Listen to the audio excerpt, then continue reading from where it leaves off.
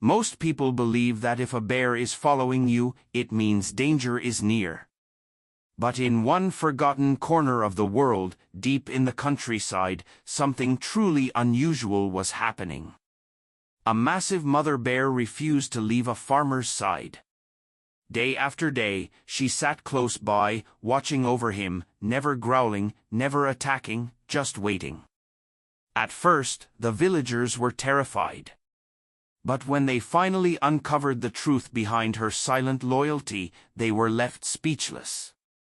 In a quiet village tucked between rolling hills and ancient forests lived a man named Elias. He was a farmer, the kind whose hands had known the weight of soil and seasons for over 60 years. His small wooden cottage stood at the edge of the woods, surrounded by golden fields and the whispering sounds of tall grass swaying in the breeze. From afar, his life looked simple, peaceful, and ordinary. But behind that stillness was a silence that weighed heavily. Years ago, Elias had a family, a wife whose laughter once filled the halls of the house and a young son who used to run through the fields chasing butterflies. But one stormy evening, everything changed. A carriage crash on the forest road claimed both their lives. Elias survived, but something inside him did not. Since then, he had lived alone, working the land not out of joy, but out of habit. Each morning, he woke before the sun, fed his chickens, tended to his crops, and spoke to no one. His heart was a locked room, and he had thrown away the key. The villagers often watched him from a distance. They admired his work ethic, but they whispered too. Some said he had gone mad with grief, others believed he had simply chosen a life apart. But no one dared to ask. Nature had become his only companion. Birds perched on his windows, goats followed him like shadows, and even the wind seemed to carry his sorrow through the trees. But even in his solitude, Elias felt something stirring. He had noticed strange signs around his property, footprints larger than any dog, broken branches bent as if by great weight, and distant eyes reflecting in the night. Still, he did not feel fear. Instead, he felt watched, not by a threat, but by something patient, something waiting. Elias did not yet know it, but his quiet life was about to be shaken. Not by humans, not by tragedy, but by the most unexpected visitor of all, a creature born from the wilderness. One that should have been feared but would soon become the very heart of his story. It began with a set of tracks in the soft earth, large, heavy prints pressed deep into the soil just beyond the rows of corn. Elias stood at the edge of his field one morning, staring at them, his hands still dusted with flour from breakfast. The tracks were too wide to belong to any dog, too defined to be from a wild pig. They were precise, deliberate, each one leading out of the forest and stopping right at the border of his land. He examined the ground closely, his weathered fingers brushing over the marks. Whatever it was had come close, but hadn't stepped into the crops. Nothing was damaged. Nothing was eaten. The animal had simply approached and then turned back. That night, Elias lay awake in his bed, listening to the night air. The usual songs of crickets and owls were there, but something else lingered too, a feeling more than a sound, as if something was just beyond the trees, watching. In the following days, the signs became more frequent. Each morning, new prints appeared, circling his field, sometimes coming closer to his house but never crossing the invisible line between forest and farm. Once, he found a piece of fur snagged on a low branch, thick, dark, and coarse. Another time, a feeding trough had been nudged slightly from its place, but not overturned or broken. Whatever the creature was, it moved with caution, not chaos. One evening, as the sun dipped behind the hills, Elias caught his first glimpse. From the edge of the trees, just beyond the fence line, a large shadow moved between the trunks. It was slow, steady, and unmistakably massive. For a brief moment, he saw a pair of eyes catch the last bit of sunlight before disappearing into the brush. The size, the posture, the silence of its movement, it could only be one thing. A bear. Elias did not panic. He didn't rush to arm himself or call the authorities. Instead, he stood there, staring at the spot long after the creature had vanished. There was no growl, no sudden charge, no display of aggression. It was as if the bear was observing, just as he had been. A silent understanding passed between them, though neither had spoken nor moved closer. When Elias mentioned the sightings to a shopkeeper in the village, the reaction was immediate. The warning was clear. Bears are dangerous, they said. Especially mother bears. If she's nearby, her cubs might be too, and that makes her unpredictable. Some even urged him to leave for a few nights until she moved on. But Elias shook his head. He had lived on that land longer than anyone could remember, through storms, through winters, through heartbreak. And for reasons he couldn't explain, he did not believe this bear meant harm. The forest had always been close, but this felt different. This was not nature intruding. This was nature reaching out. Elias returned to his fields each day with quiet watchfulness, his eyes drifting more often toward the woods. The bear was there. He could feel it. Not hunting. Not hiding. Just watching. The first true encounter happened just after sunset. The sky had turned a deep shade of gold, fading slowly into blue as Elias stood by his porch, sipping from a metal cup. The day had been quiet and warm. He had just finished watering the last patch of vegetables when a strange stillness settled over the air, the kind of silence that made even the crickets pause. That was when he saw her. She emerged from the forest like a shadow taking form. A massive mother bear, with fur the color of dark earth, stepped out of the trees with slow, careful movements. Her head was lowered, her eyes calm. She did not growl. She did not move toward him. Instead, she walked to the very edge of his field and sat. Her front paws rested on the soil, her eyes fixed on him across the distance. Elias froze, cup still in hand, his heart beating louder than it had in years. Not out of fear, but from something he couldn't yet name. The bear simply watched him. Not like a predator watches prey, but as if she were waiting for something. The two stood in silence, one man, one beast, separated by a narrow strip of land and a strange, invisible trust. After a few minutes, she turned her head slightly toward the trees, then rose and disappeared back into the forest. Elias stood for a long while after she left, unsure if he had imagined it. But the tracks she left behind were real, large, deep, and still warm in the fading light. The next evening, she returned. Again at sunset. Again sitting at the edge of the field. This time, Elias remained seated on the porch, watching her as the wind played with the tall grass between them. It became a ritual. Each evening, she came, always the same distance, always the same calm presence. She never crossed into his land. She never made a sound. Days turned into weeks, and the pattern continued. Some evenings, she arrived earlier, standing quietly beneath the tall pine that marked the start of the forest. Other times, she waited until the stars were just beginning to appear. But she never failed to come. Elias found himself waiting for her each day, watching the trees with a mix of wonder and warmth he hadn't felt in years. He began to speak aloud while working, telling the air stories of his day, knowing somehow she was there, listening from the shadows. He didn't know why she came or what she wanted. But her presence began to fill the quiet space his family had once occupied. She was wild and untouchable, yet something about her felt familiar. As if she, too, had lost something long ago and had found in this place a small thread of peace. Elias no longer questioned her visits.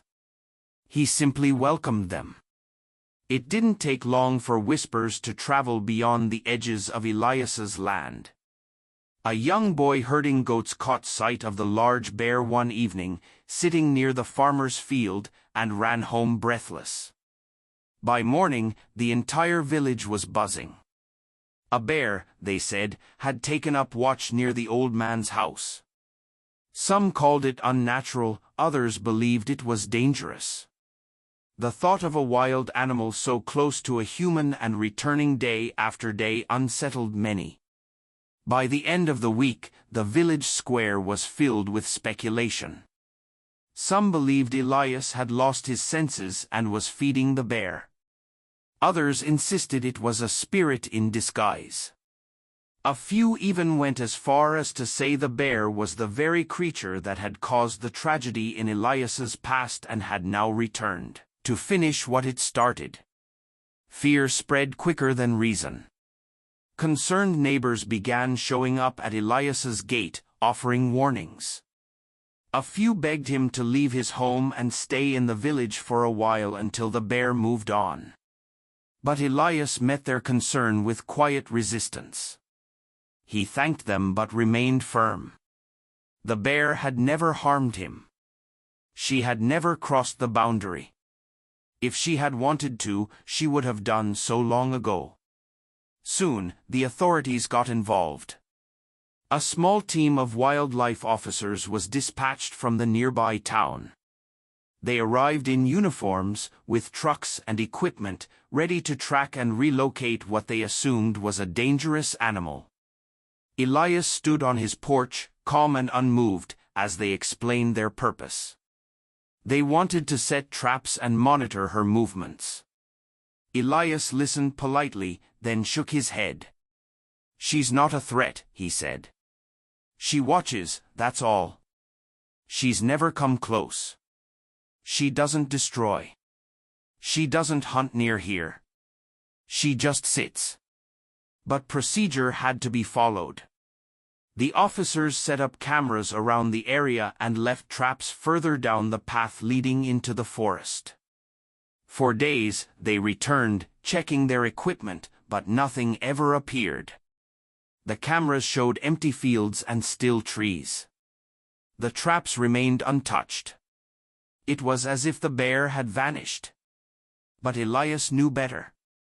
She came each evening, as always, but only when the outsiders were gone. Somehow, she sensed the difference. She stayed hidden during the day and returned when the quiet returned. Elias began to believe she knew when it was safe. The village remained divided. Some believed Elias was under some kind of spell, that the bear had drawn him in with wild magic. Others believed he had simply grown too lonely and imagined the whole thing. But a small group began to wonder, could it be that the bear was there not as a threat but as a guardian? Whatever the reason, Elias would not be moved. He stood by the bear's quiet presence as surely as he had once stood by his crops and his family. She was part of his life now, and he would not betray her. 10 years ago, the village had been different. The fields were greener, the roads busier, and Elias's life had been full. He was a younger man then, with a strong back and a heart that carried the laughter of his family. His wife, Miriam, was the warmth of the house. Her hands brought life to the garden, her voice filled the air with song. Their son, Daniel, was just 5 years old, curious, bright, and always with a twig in hand, pretending it was a sword. Together, they were the picture of a quiet, happy life. That year, the rains came early. Dark clouds gathered and poured down on the land for days. The roads turned to mud, the rivers swelled, and the trees groaned under the weight of the wind. On the third day of the storm, Elias had gone to the village to collect medicine for Daniel, who had caught a mild fever. Miriam had insisted on coming along, bringing Daniel wrapped tightly in a blanket. They had taken the old wooden carriage, pulled by their trusted horse, and vanished into the misty morning. Elias returned home hours later, alone, his coat soaked through and panic in his eyes. The carriage had lost its balance on the slippery forest road. The wheels slid sideways, and the horse reared, throwing them all down the slope. Elias remembered waking up in the mud, the rain pouring over him, and the sound of silence pressing against his ears. He had called their names until his voice cracked, but the only answer had been thunder. Villagers found him wandering in the woods later that night, covered in cuts and bruises. They followed his trail back to the site. The carriage lay broken at the base of a hill, its wheels shattered, its roof split open. Miriam's body was found near a tree, her arms wrapped tightly around Daniel. Both had died instantly. There was no sign of the horse, no sign of struggle, just one strange detail that no one could explain. Near the wreckage, in the thick mud, was a single paw print. It was large, unmistakably belonging to a bear, deep and clear, as if the animal had stood there for some time. The villagers whispered about it for weeks. Some said the bear had attacked and caused the crash. Others thought it had come after, perhaps drawn by the scent of blood. A few believed it had simply been passing through. But the mystery never left Elias. He had often thought about that print, how it stood alone, surrounded by the chaos of that day. He never blamed the bear. In fact, he wasn't sure what he believed. But something about that print felt strange. It didn't speak of violence, it spoke of presence, like something had been there, watching. After the funeral, Elias changed. He spoke little and smiled even less. He buried himself in work, letting the seasons pass without notice. His home grew quiet, his table empty. But he never left. The land still held their memories. The wind still carried Miriam's voice.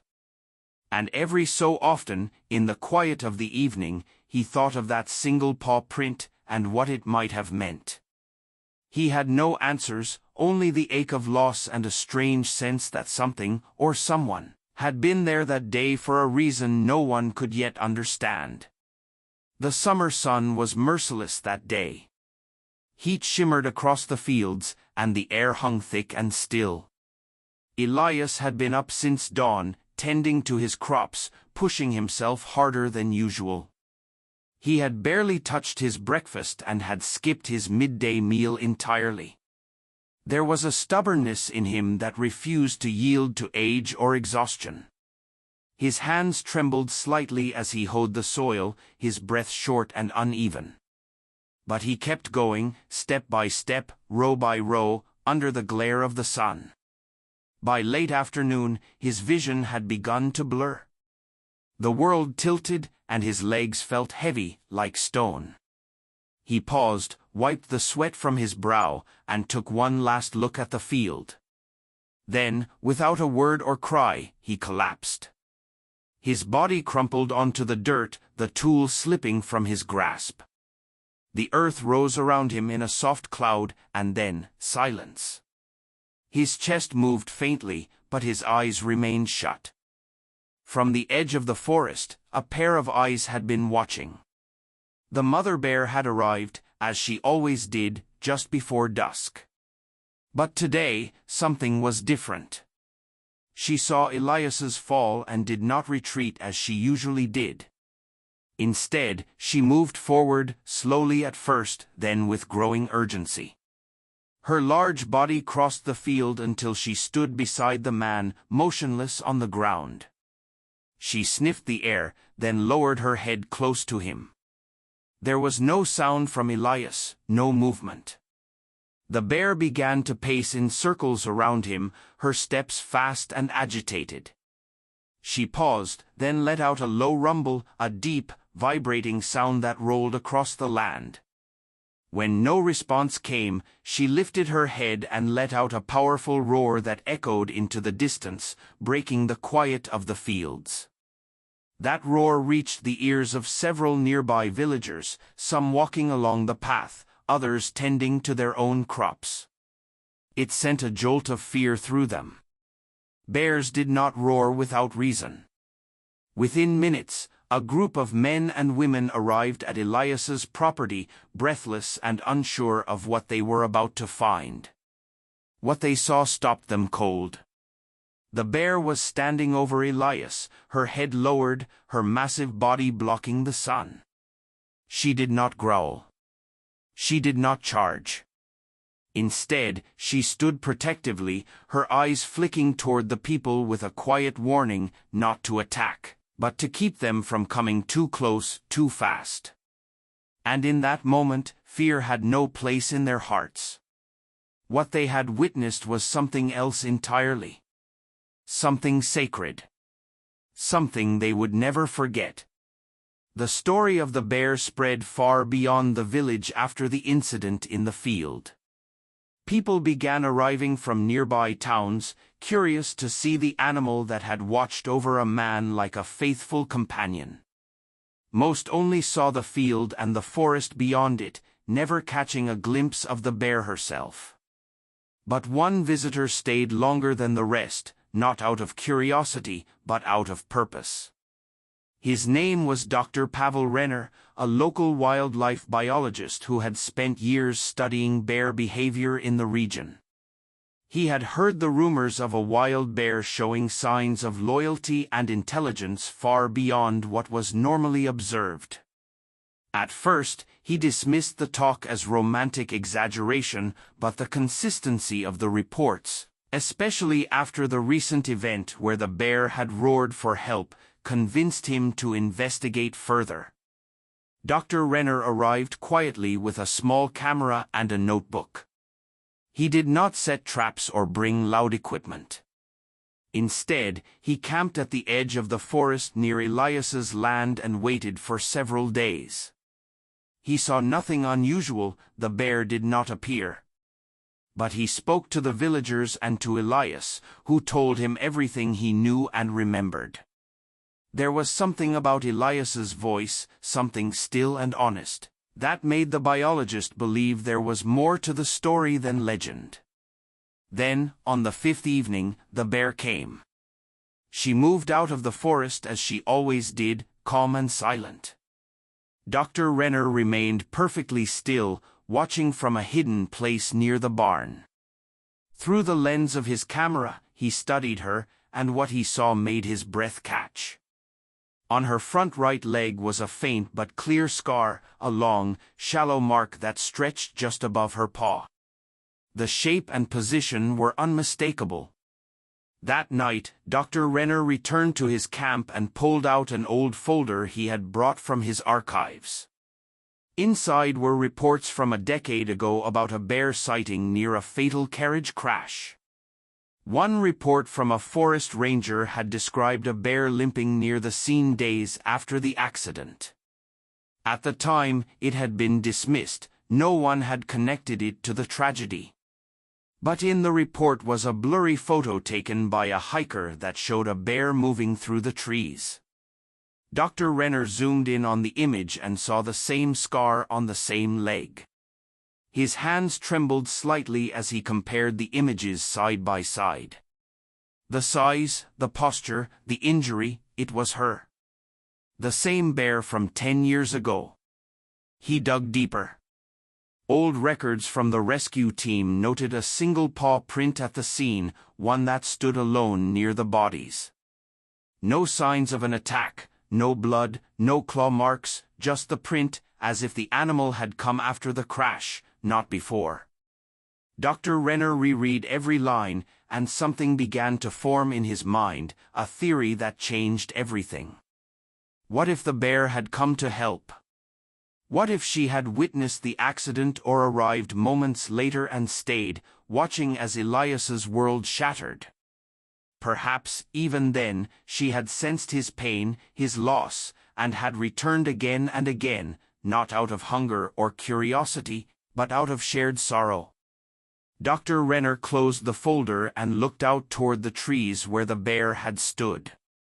This was not a case of an animal behaving strangely. This was something deeper, something rooted in memory, in grief, and maybe even in understanding. The truth was not just hidden in the past, it was alive in the present, walking quietly through the woods beside a man who had suffered just as she had. Elias never asked the bear to stay. She had simply come and never left. But over time, her presence had become part of his world, as natural as the sunrise and the shifting winds. He never tried to tame her, and she never tried to come closer than she needed. Yet, between them, something unseen had formed, not trust in the ordinary sense, but a quiet understanding. A bond that asked for nothing and gave everything. He began to notice the way she moved, not just with caution, but with weight. There was a tiredness in her steps, a sadness that clung to her movements like dust to an old coat. Some evenings, she sat not at the edge of the field but near a small tree where the soil had been disturbed years ago. Elias remembered that spot. It had once held a den, a shallow space beneath the roots. He had filled it in one spring after finding it abandoned. Now, he wondered if it had once belonged to her. Her eyes told the rest of the story. When the wind was still and the stars came out, he sometimes caught her looking at the sky in the same way he did, as if both of them were searching for someone they could no longer touch. There was no anger in her expression, no threat, only sorrow. The kind that doesn't roar or rage but sits quietly beside you, like a shadow. One morning, Elias found the remains of a small bundle of fur near the tree line. It was old, nearly dust, but he knew what it was. A cub. Perhaps more than one. And suddenly, everything made sense. Around the same time his family had been taken from him, she too had lost hers. Whether it had been the storm, hunger, or something else, he would never know. But the loss was there, in her bones, in the way she carried herself, with a mother's ache that had never healed. Elias began to see their bond not as chance, but as something deeper, two souls drawn together by shared pain. He spoke to her sometimes, not expecting an answer, but offering words like small bridges between their worlds. He told her of Daniel, of Miriam, of the days when laughter filled the house. And though the bear made no sound, she listened.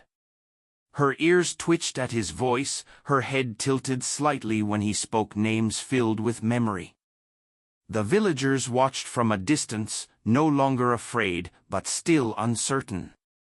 They saw the man and the bear side by side and began to understand. This was not a wild animal staking claim. This was grief finding grief. A mother without her cubs. A father without his child. Both walking through life with the same wound, hidden in different shapes. There were no grand displays, no touching moments, no loud declarations, only silence, shared space, and the gentle rhythm of two broken hearts learning how to beat again beside one another. The truth did not spread all at once. It trickled through the village like the first signs of spring. People spoke in hushed voices, sharing what the biologist had discovered and what Elias himself had begun to reveal. The idea that the bear was not a threat, but a quiet mourner like Elias, was difficult to accept at first. But slowly, one by one, the villagers began to see with new eyes. They watched her from afar and saw no signs of danger, no aggression, no fear, only stillness. They began to understand. The way she appeared at the same time each day and left when the air cooled, she never wandered through the village or disturbed livestock. She stayed near the field, close to Elias, as if keeping a silent promise. Even the children stopped fearing her. They whispered stories, not of a beast in the woods, but of a guardian who had chosen to stay with a lonely man. It was the village elder who first suggested they do something more, not to trap her, not to drive her away, but to protect her. She had become a part of their story too, and they could no longer pretend she was just passing through. So the villagers gathered tools and wood and, without any grand announcement, began to build near the edge of Elias's field, just before the forest began. They cleared a small space, framing a circle of soft soil with a low wooden fence, not to hold her in, but to mark the area as hers. They placed smooth, clean stones around it and added a small basin of water, carved from an old trough. It wasn't much, but it was enough, a sign that she was welcome. Elias watched them work with quiet eyes. He said very little, but when the space was finished, he walked to the fence, placed his hand gently on the wood, and nodded. That evening, when the bear appeared, she walked to the new area, slowly sniffed the air, and sat inside it without hesitation. She looked across the field at Elias, then settled into the soft earth, her body heavy and calm. No one disturbed her. Some villagers came to watch from a respectful distance, but no one got too close. They had seen enough to know this was not a place for noise or excitement. This was something sacred, a symbol of what could be when fear was set aside and wounds were allowed to breathe. The bear was no longer a mystery. She was a story, a lesson, a piece of the land's history. Where once there had been fear, there was now quiet reverence. Mothers brought their children to see her. Fathers pointed her out in the evenings. Even the oldest among them whispered prayers of peace when they passed by. In honoring her, they had begun to heal a part of themselves, too. The bear had never spoken, yet somehow, she had taught them all how to listen. The seasons passed as they always did. The fields turned from green to gold to white and back again. Through them all, the bear continued her silent visits. Each evening, she emerged from the woods, walking more slowly each time. Her fur had begun to gray around the muzzle, and her steps had grown stiff. But still, she came, always at dusk, always to the same place. Elias had aged, too. His beard had turned silver, and his hands trembled more than before, but his eyes remained steady. He continued to work his land, though less than he once did. He spent more time sitting on the porch, watching the edge of the forest, waiting for her shape to appear. Some days she came later. Some days, not at all. But he never stopped looking. Then came the evening that felt different.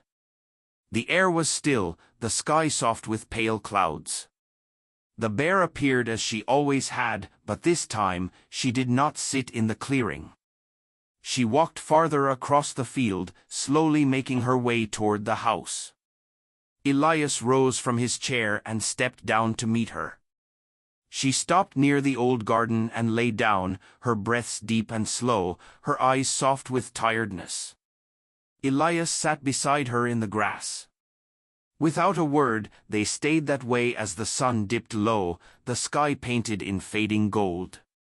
No one else was there, only the farmer and the bear, two old souls bound by memory and quiet love. When morning came, the bear was gone. Not back into the woods. Not down the road. Just gone. As if the forest itself had come to take her home. Elias searched gently, but he knew she had made her final visit. He did not weep. Instead, he took a small sapling from his garden and planted it in the very spot where she had rested. He placed a stone beside it and carved two simple shapes into it, a bear and a heart. He watered the soil every day and watched the tree take root and rise. The villagers came to see it. Some brought flowers. Others brought quiet prayers. Over time, the tree grew strong, its branches wide and full. Children played beneath it. Lovers carved their names into the bark. Old men sat nearby, remembering days long gone. They called it the Tree of Two Hearts, a place where sorrow met peace, where a wild creature and a grieving man taught an entire village what it meant to love without fear and to heal without words. And so, their story lived on, not just in memory, but in roots, leaves, and quiet evening skies. If this story moved you, take a moment to reflect on the bonds that form when we least expect them. For more heartfelt stories like this, don't forget to like this video, share it with someone who needs it, and subscribe to our channel. Every story brings us closer to the beauty of the world we live in. Stay with us.